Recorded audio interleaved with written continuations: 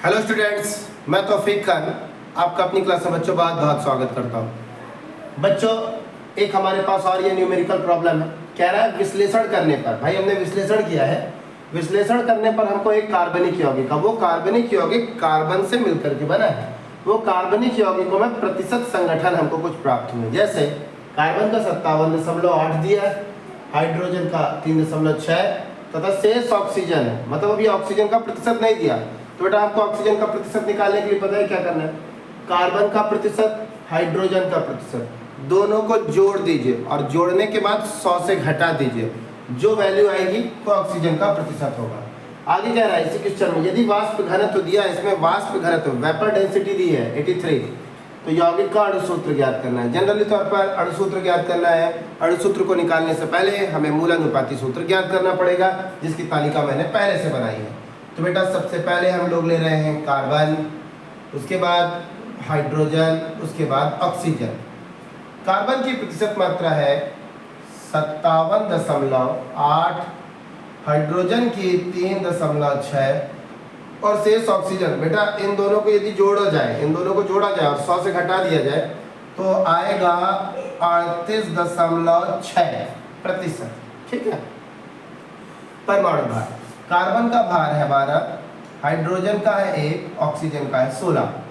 अब भाग देंगे 57.8 बटा 12, 1.6 बटा 3.6 बटा 1, 38.6 बटा 16। इसे आप इसे भाग देंगे, इसे भाग देंगे तो आएगा बच्चों 4.8, इसे भाग देंगे तो आएगा 3.6, अपरिवर्तित रहेगा, और इसे भाग देंगे तो आएगा 2.4। अब सरल अनुपात निकालना है। सरल अनुपात में सबसे छोटी वैल्यू बेटा ये है, ठीक है, तो इसका इसमें भाग देंगे, बाकी सब में भी देंगे। 4.8, 2.4, 3.6 बटा 2.4, 2.4 बटा 2.4। अब इसे सॉल्व करते हैं, ये आएगा बच्चों 2, इसे सॉल्व करेंगे तो ये आएगा 1.5 और इसे सॉल्व करेंगे तो आएगा ये 1। बेटा अब हमारे पास ये दशमलव युक्त संख्या, इसे पूर्णांक में बदलना है, तो कोई एक मनचाही संख्या से गुणा कर दीजिए जिससे ये पूर्णांक में बदल जाए। तो मैं मनचाही संख्या लेता हूँ 2, 2 से गुणा करूंगा तो ये जस्ट डबल 3 हो जाएगा, जो कि दशमलव रहित है। अब दशमलव हट गया तो 2 यहाँ पे लिया आपने, तो 2 का बाकी सब में भी मल्टीप्लाई करना पड़ेगा। ये सॉल्व करेंगे, ये आगे आया 4, ये आगे आया 2, ठीक है। अब मूलानुपाती सूत्र क्या है, मूलानुपाती सूत्र, कार्बन 4 बार, इसके बाद हाइड्रोजन 3 बार, ऑक्सीजन 2 बार। ये आ गया बेटा मूलानुपाती सूत्र, ठीक है।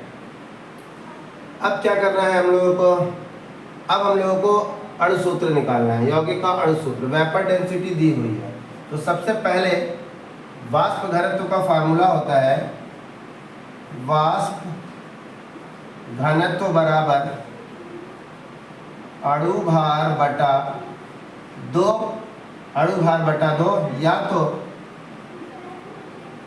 अणु भार बराबर 2 इंटू वाष्प घनत्व।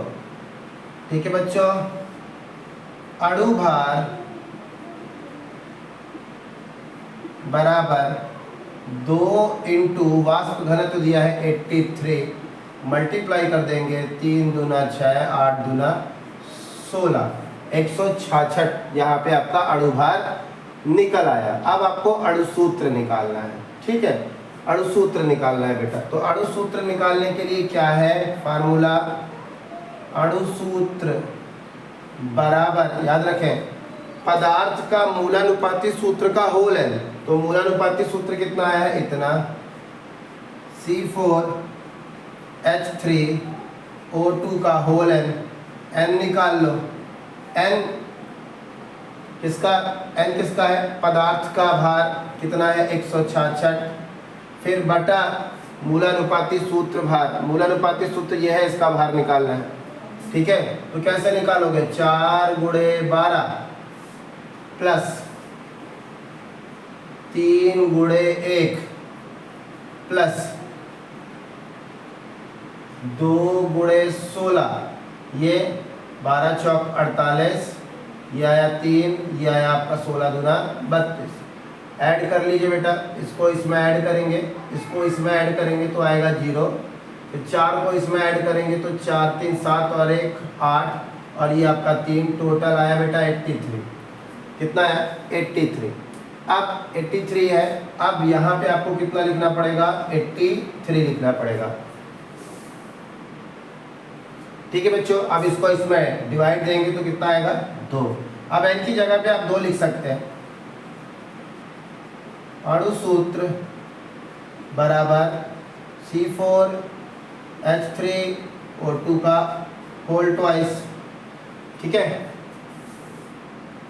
अब इस 2 का इसमें मल्टीप्लाई करिए तो 4 दूना 8, 3 दूना 6, 2 दूना 4, ये बेटा यौगिक का अणु सूत्र। तो ये सवाल आपका कंप्लीट हुआ। उम्मीद है सवाल समझ में आया होगा। धन्यवाद।